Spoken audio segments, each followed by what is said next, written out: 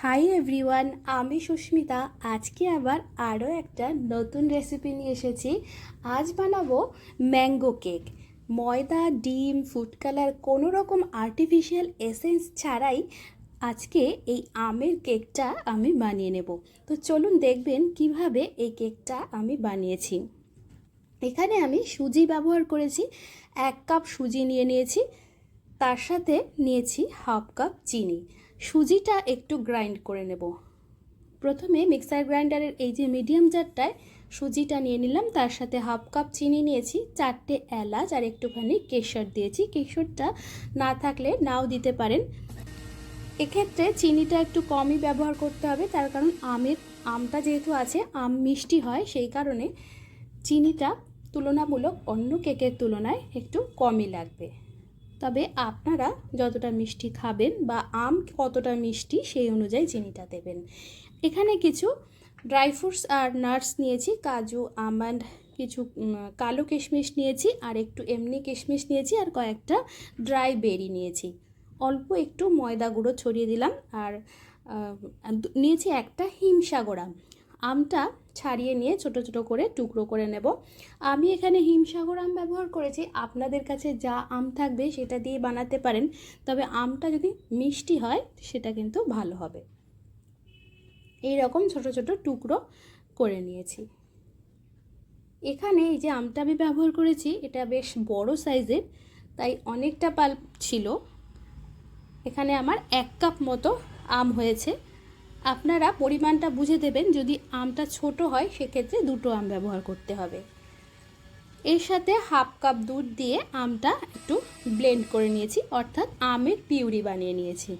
এবার আগে থেকে যে চিনি আর সুজিটা গ্রাইন্ড করে রেখেছিলাম তার মধ্যে আমের পাল্পটা ঢেলে ভালো করে মিশিয়ে নিতে হবে।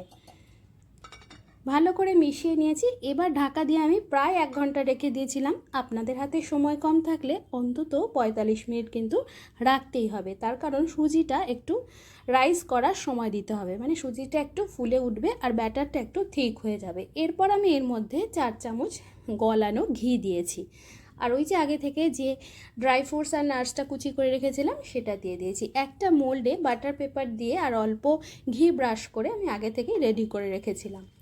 শেষে 1 চামচ বেকিং পাউডার দিয়ে মিশিয়ে নিতে হবে। বেকিং পাউডারটা দিয়ে আর খুব বেশি দেরি করা যাবে না। এইভাবে মোল্ডের মধ্যে ওপর থেকে মিশ্রণটা ঢেলে দিয়েছি, আর ওপর থেকে যে বাকি ড্রাই ফ্রুটস আর নাটসটা ছিল সেটা ছড়িয়ে দিয়েছি। ওভেনটাকে আমি 180 ডিগ্রিতে 10 মিনিটের জন্য প্রিহিট করতে দিয়েছিলাম। প্রিহিট হয়ে যাওয়ার পর কেকের মোল্ডটা এর মধ্যে ঢুকিয়ে দিয়েছি। আবারও 180 ডিগ্রিতে 35 মিনিটের জন্য বেক করতে দিয়েছি। 35 মিনিট পর বের করে আমি একটু চেক করে নিলাম, কাঠিটা একদম ক্লিন এসেছে। আপনাদের যদি মনে হয় 35 মিনিট পর চেক করে দেখবেন, যদি মনে হয় যে কাঠিটা ক্লিন আসেনি সেক্ষেত্রে কিন্তু আরও 5 মিনিট বেক করতে হবে। এই কেকটা খুব সহজেই গ্যাস ওভেনে বেক করে নেওয়া যাবে। একটা কড়াই বসিয়ে তার মধ্যে কিছুটা নুন ছড়িয়ে দিয়ে একটা স্ট্যান্ড রেখে ঢাকা দিয়ে 10 মিনিট মতো প্রিহিট করতে হবে। তারপর কেকের মোলটা দিয়ে ঢাকা দিয়ে আবারও প্রায় 35 থেকে 40 মিনিট মতো বেক করলেই তৈরি হয়ে যাবে এই সুন্দর আমের কেকটা। একটু কেটে দেখাচ্ছি কেমন হয়েছে। দেখতেই পাচ্ছেন ভিতরটা কত সুন্দর হয়েছে, খেতেও কিন্তু এটা দারুণ সুস্বাদু হয়। আপনারা ঘিয়ের পরিবর্তে বাটার বা তেলও ব্যবহার করতে পারেন। কেমন লাগলো আজকে আমার এই ম্যাঙ্গো কেকের রেসিপি অবশ্যই কমেন্ট করে জানাবেন। আর বাজারে আম থাকতে থাকতে আপনারাও একদিন বাড়িতে এই কেকটা বানিয়ে নিতে পারেন, আপনাদেরও কিন্তু খুব ভালো লাগবে।